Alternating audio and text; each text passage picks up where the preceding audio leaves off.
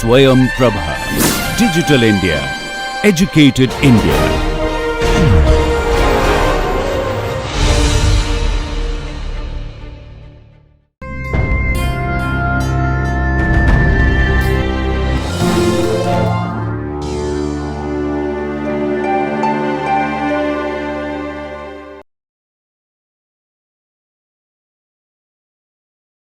In this lecture, I will continue on the development of structure based parameters using protein 3-dimensional structures.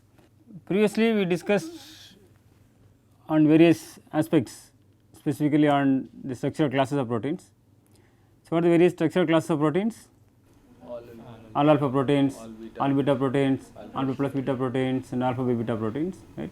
All alpha helices are dominated by alpha helices and all beta proteins, right, are enriched with the beta strands. You can see the presence of helices and strands in alpha plus beta and alpha by beta proteins. In alpha plus beta proteins they segregate, right, and then in the alpha by beta proteins they mix with each other. Then we discussed about the databases which contain the information on different classes, fold, families and superfamilies, etc. Right. What are major databases which contain this information? SCOP and CAT, right. And then we try to develop various parameters. The simplest one is the contact maps, right. What is the contact map? It will give you the information regarding the closeness of two. Right. So, it is right the giving the 3D information in the 2-dimensional form. It gives you the information regarding the contact between amino acid residues at any cutoff distance, right. What are two parameters required for constructing contact maps? Atom choice, distance, and the distance, right. You can either choose C alpha or C beta or any heavy atoms, and likewise you can see the cutoff distance, right, 4 angstrom or 6 angstrom and 8 angstrom and so on. So, when you gather contact maps, we can see the distribution of the residues which are in contact with each other, right, which are close in space and how far they are distributed in the sequence. Based on that, we classify the contacts into short range contacts, medium range contacts, long range contacts, right, and the long range contacts are mainly influenced with the residues which are far away in the sequence. So, now we discuss some of the examples, right. You can see the different types of globular proteins, right. All beta proteins are dominated with the long range interactions, whereas all alpha proteins are dominated with medium range interactions. Then we discussed about solvent accessibility. What is solvent accessibility? So, how far the residue is accessible to the solvent? Right, it will tell you the for any probe radius of water molecule, right, with the different atoms or residues in a protein, right. You can tell you the how far these residues are accessible to a solvent, right, to the van der Waals distance radius of each atom. So, there are various programs are developed to get the values. What are the various programs we discussed? Access, NXS, DSSP, get area, right, and AIC and so on. So, what is the advantage of using DSSP? It provides both. You provide both secondary structure and solvent accessibility. What are the limitations? It cannot give. It gives only for the all residues, not for the all atoms, right? Fine. So, then we discussed about the pictorial representation of residues, right? So, what is the program we used to get the pictorial representation? ASA view. It will give you a spiral plot as well as the scatter line plot, right? It will give you how far these atoms or residues they have in the interior protein or at the surface of the particular protein. So, today based on the solvent accessibility, we can derive some other parameters as well as the known 3D structures are used to derive different other types of parameters, right. We will discuss some of the important properties, right, in this lecture. So, some of the parameters which I described today, so buriedness, transfer free energy, how the residues they reduce accessibility, right, from the unfolded state to the folded state, and how far they are in contact with each other. Any parameters you can quantify the contacts in a full protein, right, as well as how far these residues determine the hydrophobicity of any residues, right. We can that is called surrounding hydrophobicity. So, buriedness will tell you the tendency of each amino acid residue to be located in the interior of the protein.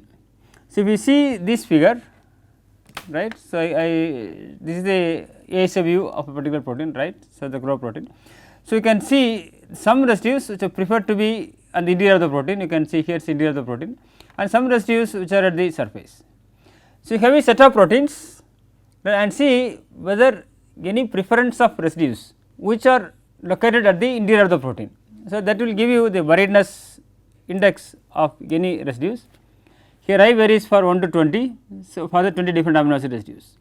So, n of I gives you the number of residues of type I on the interior of the protein, and n is the total number of residues of type I. For example, you can say n of I, right. For example, there are 10 alanines and 9 are the interior, then what is the buriedness index for the alanine?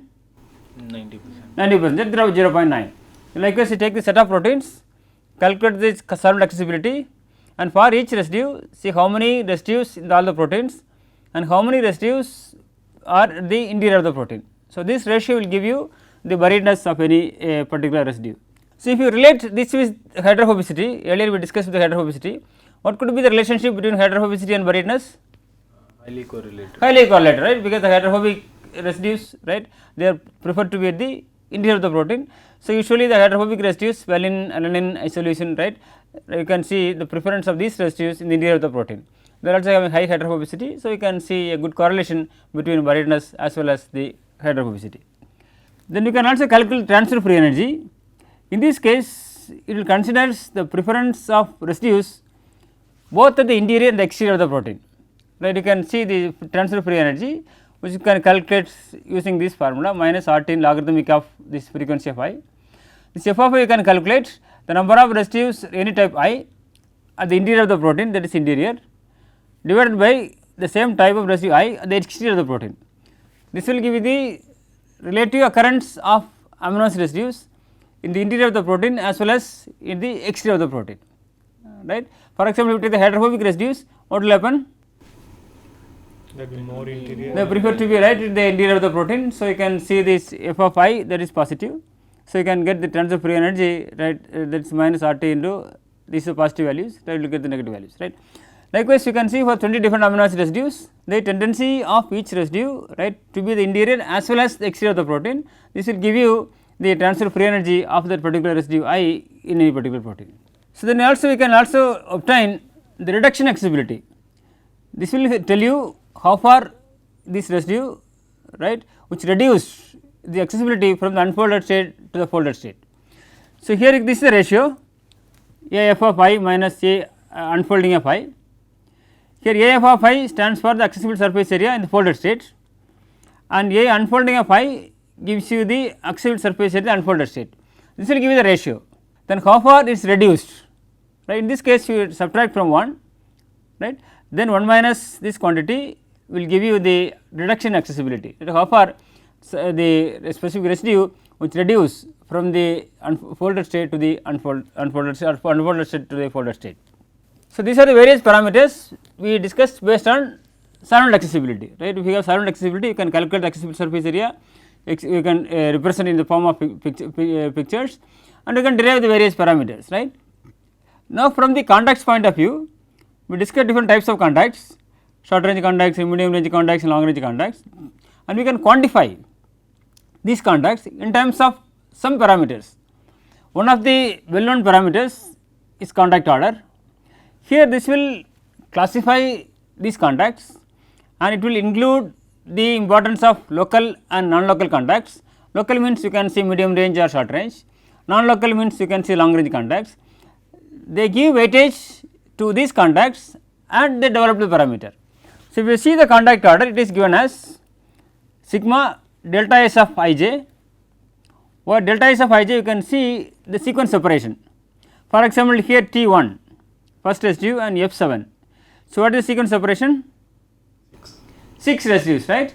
So, likewise we add up for all the residues and normalized with the L and N, where L is the total number of residues, N is the total number of contacts. In the developing the contact order, they use all atoms and they are considered to be contacts if the distance is 6 angstrom. Okay, this is actually 6 angstrom. They tried 6, 6.5, 7 at different distances, and finally they optimized, right, to have the distance of 6 angstrom, right, between the any residues in space. So, take the T1, they construct a sphere of radius 6 angstrom. So, these are the residues, right, which are having contact any atoms with the limit of 6 angstrom. If you take T1 and F7, delta is equal to 6. Likewise, you can calculate the total separation. So, what is the total separation for this residue? 1 and 2 this is equal to 1, right. So, 1 and 4 3. this is 3, this case it is 2, this case 27, 14 is 6, 5, 7, right.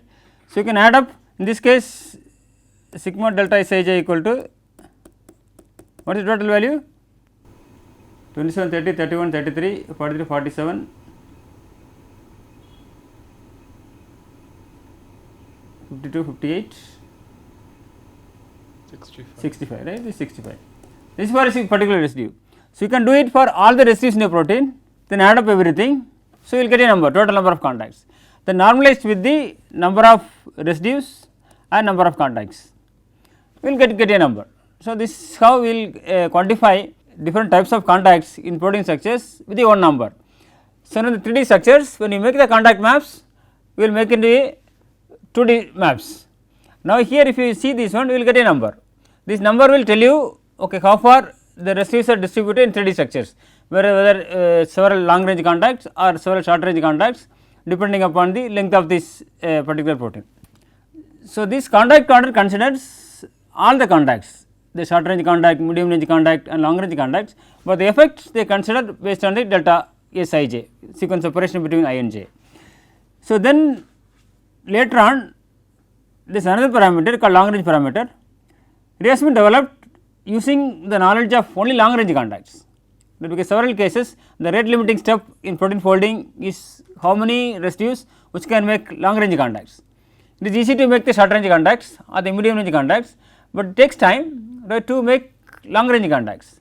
In this case, if a protein there are several residues which have tendency of making more number of long range contacts, that automatically it needs more time to fold. So, based on that assumption, so they developed the concept of long range order. This is from the knowledge of long range contacts. What is long range contacts? Greater than 4. It is a contact between two residues, right, any contacts, but they are close in space and which are far in the sequence. But far in the sequence, how far in the sequence, whether 4 residues, 10 residues, 20 residues, right. So, that we have to fix.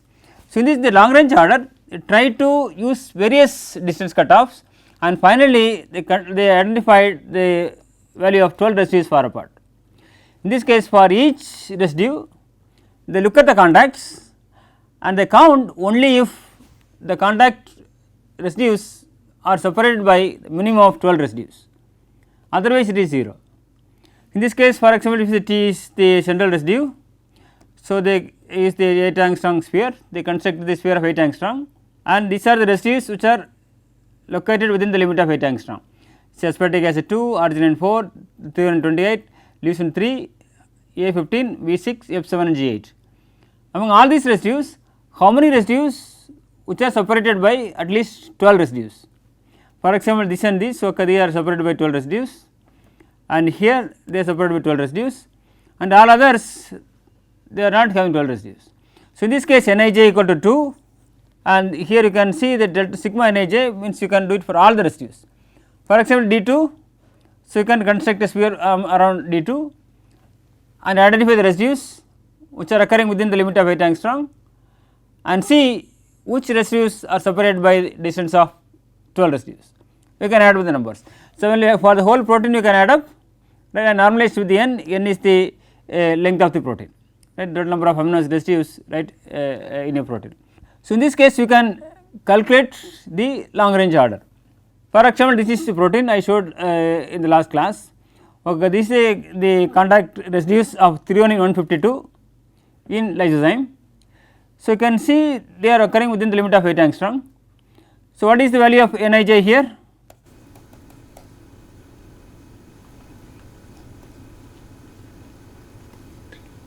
Right, because you have to see the contact residues and how many residues which are separated by at least 12 residues.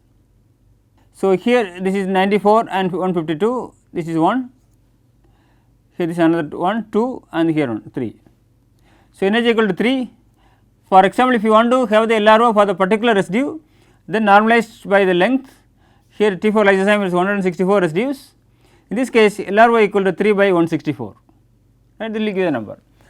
So, if each residue you have these numbers, then based on the numbers you can tell that okay, how many residues which are forming more number of long range contacts. Then for the whole protein, if the numbers is very high, then you can see that there are several residues in that particular protein which are forming long range contacts. So, here also you can tell you that the one number can explain the type of interactions, right, you can make in the different types of the globular protein structures. So, generally if you look at the all alpha proteins and all beta proteins, how will the LRO varies? Higher for the all beta. Right, it is high for all beta proteins because usually they make more number of long range contacts, right, and it is low for the case of all alpha proteins because mainly due to the short and medium range interactions. So, now first we discussed about the contact order, then we discussed about the long range order that takes only the long range contacts, and among these long range contacts and some residues they try to form more number of contacts. For example, in this case T1, how many contacts T1 has? 4 contacts, 1, 2, 3, 4. If you take second one, right, how many contacts in this case? 8 contacts, right, and the third example is very crowded, but the space is same because the distance, right, in the 3D structure that is the same, everything is 8 angstrom. But if you see this one, how many contacts in this residue has? 1, 2, 3, 4, 5, 6, 7, 8, 9, 10, 11 contacts, right. So, if you look into these 3 different examples, which residue is more important in protein structure? Third one, right, because it is making many contacts. These contacts are influenced with different types of interactions, right. Maybe if you see the electrostatic interactions or the van der Waals interactions and hydrophobic interactions, and if you disturb this particular residue, right, and all the interactions are broken, in this case this will destabilize the protein structure as well as the stability and loss of function. So, then in this case you can define a parameter based on the residues which are having more number of contacts. So, this is called the multiple contact index. Here we have 3 different parameters. First one is the distance between residues, right, this is used for all the parameters like contact order or long range order or the multiple contact index, and sequence separation. In contact order they utilize the sequence information in terms of delta Sij. In the case of long range order they utilize the sequence separation, right, with the condition that to consider only if the 2 residues are separated by 12 residues. So, in addition to that, in the multiple contact index they consider how many residues they have multiple contacts. So, here you can see this multiple contact index they define, this is the number of contact residues with the multiple contacts normalized by n, this n is the number of residues in a protein, and nmi equal to 1 if the contacts is more than equal to 4. So, this NCI we define the radius of 7.5 residues, 7.5 angstrom, and the distance 12 residues, then we define Nij equal to 1. A 2-step procedure, first we see the NCI, there is a number of contacts based on the same as long range order, here the distance is 7.5 angstrom and the same 12 residues, and then in the same case they see how many of them having more number of contacts, at least 4 contacts, then based on that they can calculate the multiple contact index. For example, let us show an example here. This is the central residue T1 with the distance 1.5 angstrom. How many long range contacts it can make? Right, this 1, 2, 3, 4, 5. Right. In this case, NCI equal to 5 because there is 5 contacts. If NCI equal to 5, then it is greater than 4. In this case, NMI equal to 1. So, this will consider the residues which are close in space, which are separated by 12 residues, as well as the residues which contain at least 4 contacts. The numbers are not very high, so we have less number of residues are having this type of contacts, and if you see how many residues they have this type of information, they are acting as a key residues, right. From that you can see the how many key residues, the residues which are important for the stabilizing or the folding in a particular protein. So, we discussed 3 different parameters based on contacts. What are 3 different parameters we discussed? Contact order, long range order and the multiple contact index, right. We discussed various parameters using solvent accessibility and some parameters about the with the contact amino acid contacts, and here we discussed about the hydrophobicity. So, earlier we discussed about the hydrophobicity scales. Experimentally you can obtain the hydrophobicity values for the 20 amino acid residues using the relative solubility of each amino acid residue in water and in organic solvents like octanol or ethanol, right, in organic solvents. So, here we will give the 20 values for the 20 different amino acid residues. But if you look into this protein environment, the behavior of the amino acid residues are not the same. Some residues they behave to be close with the polar residues and some environment with the non-polar residues. So, if you look into the protein environment and check the tendency of each residue to be surrounded with which type of residues, this will give you the hydrophobicity in protein environment. That means, each residue characterizes the hydrophobic behavior in protein environment, right. It is not just the one value for the same residues, right. See the threonine is here, the behavior of this threonine is different from this specific, for this is take this to 1, this is take 4. So, T1 and T4 they have different hydrophobicity values depending upon the location of this residue and the residues which are surrounded by any specific residue.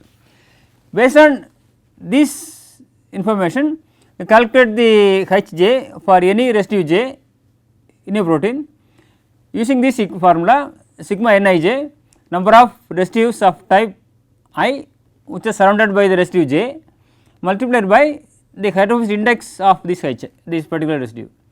This Hj we can take the experimental value, right. So, for example, the octanol experiments or the ethanol experiments, right, and then see the neighboring residues or surrounding residues from the 3D structures. So, here we combine the experimental data plus the location of each residues in the environment. For example, we take 8 angstrom and we located the residues which are within the limit of 8 angstrom. So, what is this is the approximate values I use for different residues for simplicity, but actually we have different number experimental values for all 20 residues. So, here if you see this is the non-polar residues, I give the value of 2 and the charged residues I give -2, polar residues -1 and the hydrophobic residues 1. If you have these numbers, what is the hydrophobicity value for the central threonine? How about is D? D is -2, arginine -2, this T -1, this 1, 2, 2, 2. So, the total value will be 2, 4, 6, 7, 6, 4, 2, right. So, here the hydrophobicity value is 2, because these 2 is determined by the surrounding residues. If you have these 3 only here T4, so to get the hydrophobicity value of this T, what we have to do? Get the surrounding residues. We have to make a sphere, right, of 8 angstrom and then identify the residues which are occurring in this limit and substitute the values, then we will get that. So, for getting the 20 different values, same protein, different amino acid residues or same amino acid residues at different locations have different numbers. Now, we take the average and then you can get the average values, then we will get 20 different values. If you look into these numbers and the experimental values, some of them are you can see the correlation and some residues they have difference in behavior depending upon the location of the residues in protein environment, right. Likewise, you can calculate this hydrophobicity and this has wide applications, right, in protein structure and function. Now, I have an one example here. What is the left hand side? This one, this is a contact map. What is this one? This is ASA, axial surface area of different residues. So, you can see 2 residues I put the for example E49 and Y35, how these residues behave in terms of contacts acceptable surface area and hydrophobicity.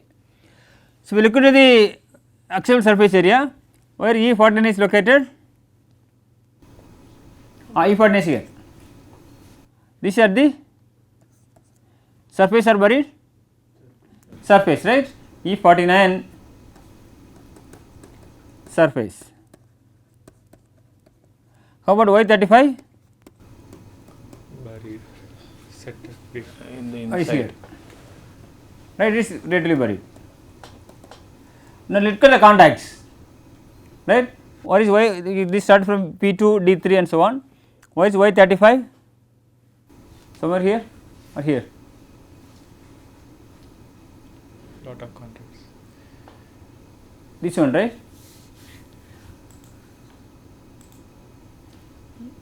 Then where is E49? This one E49? Or E49? 1, 2, 3, 4, 5, 6, 7. Yeah, I think this is E49. So, if we look into this Y, right? How many contacts this Y has? Many contacts, right? You can see here starting from this line, right? Right. Then what is the hydrophobicity value for this Y35? You see this is alanine. What is the value for A? This is equal to 1.